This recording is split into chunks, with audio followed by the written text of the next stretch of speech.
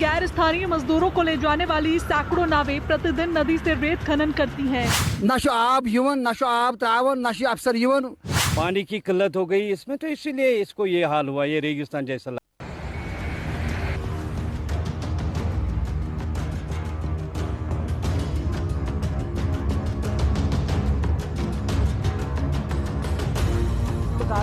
कश्मीर में सिंचाई संकट के कारण धान के खेत रेगिस्तान जैसे दिख रहे हैं। ऐसे में कश्मीर घाटी के किसान धान की खेती छोड़ दूसरी नकदी फसलों की तरफ रुख कर रहे हैं। हजारों हेक्टेयर रकबा दूसरी नकदी फसलों में बदल रहा है। वहीं निर्माण के चलते कृषि भूमि सिकुड़ रही है। विशेषज्ञों का मानना है कि वर्तमान चलन जारी रहने पर आगामी दशक में कश्मीर घाटी की आधी से अधिक कृषि भूमि खत्म हो चुकी है। सरकारी आंकड़ों की तरफ देखें तो साल 2012 के दौरान कश्मीर में धान की फसल का रकबा लगभग 1,62,000 किलोमीटर था। वहीं 2023 आते आते ये रकबा लुढ़ककर 1,29,000 पर पहुंच गया। यानी कुल मिलाकर इन सालों में रकबा 33,000 हेक्टेयर कम हुआ है। जो धान की खेत जो हमने हमारे हैं, ये they are dependent on water.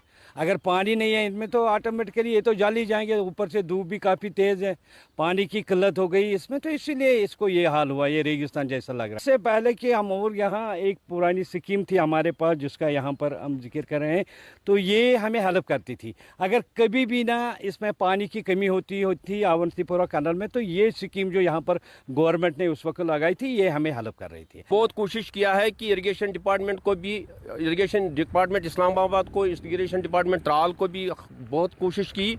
उन्होंने हमारी किसान भाइयों की किसी की बात नहीं माने। आप देखो कि सूरत हाल क्या है, इरिगेशन डिपार्टमेंट सब फेल है, उनकी कार्रवाई सब फेल है। झेलम नदी से लगातार हो रहे अवैध रेत खनन से कश्मीर घाटी में कई सिंचाई योजनाएं ठप हो गई हैं, जिससे धान की खेती प्रभावित हो रही है। आलम यह है कि पुलवामा जिले के लेटपोरा गांव में लोगों को धान की खेती के लिए अपनी जमीन पर पानी की कमी का सामना करना पड़ रहा है। किसानों की चिंता है कि उनकी जमीन बंजर रह जाएगी, वो इसलिए क्योंकि उनके गांव में लिफ्ट सिंचाई योजना से पानी नहीं मिल पा रहा है।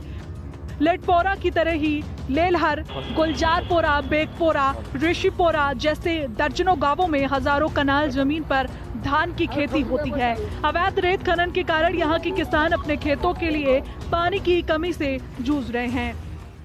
चूँकि इरिगेशन वाले हैं इसलिए कोई नुकसान, इरिगेशन वाले वो 4-5 वर दिसल कर ये नहर गई डैमेज दी हुस, मगर यह गई तिज लापरवाही से, इरिगेशन वाले लापरवाही से गई डैमेज। ये 10-15 दो बे खे, चूँकि आब कहीं टोटली न आब यवन, न आब त्रावन, न अफसर यवन, को कह त्रावो कह गि कहीं चीज़ ये। हमारी कुछ स्कीमें गवर्नमेंट ने बनाई यहाँ थी, खासकर चेरटंग में और चौसू में ये दरवल, वो भी डिफंग हुई है सारी स्कीमें।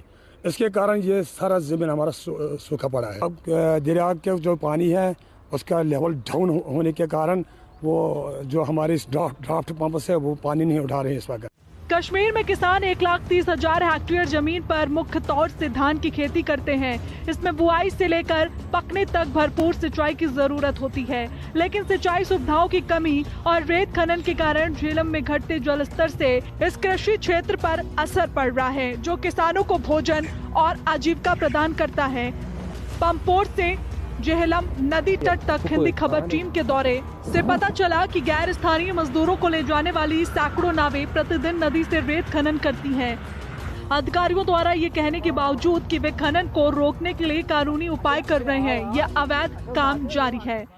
कश्मीर जिसे बर्फीले पहाड़ों और उसके पानी के लिए जाना जाता है, लेकिन आज यहाँ के धान के खेत रेगिस्तान जैसे लग रहे हैं। किसान परेशान और बेसहारा नजर आ रहे हैं। इनका कहना यही है कि अगर सूरत हाल ऐसी रही तो इस साल अनाज उगना नामुमकिन जैसा है। इसके पीछे कई सारे फैक्टर्स हैं। एक तो क्लाइमेट चेंज, अर्बनाइजेशन, और जो दरियाई जहलिम में बेतहाशा sand mining, diffing of irrigation pumps, lack of irrigation facilities, और साथ ही साथ जो कैनाल्स है उनको पिछले कई सालों से सफाई ना होना, ड्रेजिंग ना होना भी एक रीज़न है। वहीं किसानों का कहना है कि धान की खेती के लिए भरपूर पानी की जरूरत होती है, लेकिन कम बारिश और रेत खनन के कारण उनकी बुआई और चावल उत्पादन दोनों ही खतरे में पड़ जाएंगे। जम्मू कश्मीर में जल संकट के बिगड़ने के बीच पीएचई, सिंचाई और लोक निर्माण जैसे महत्वपूर्ण विभागों में सैकड़ों महत्वपूर्ण इंजीनियरिंग पद रिक्त हैं। रिक्तियों का गंभीर असर प्रमुख परियोजनाओं पर पड़ रहा है, जिसमें से कई अभी भी रुकी हुई हैं। ब्यूरो रिपोर्ट, हिंदी खबर। वहीं जबरन धर्मांतरण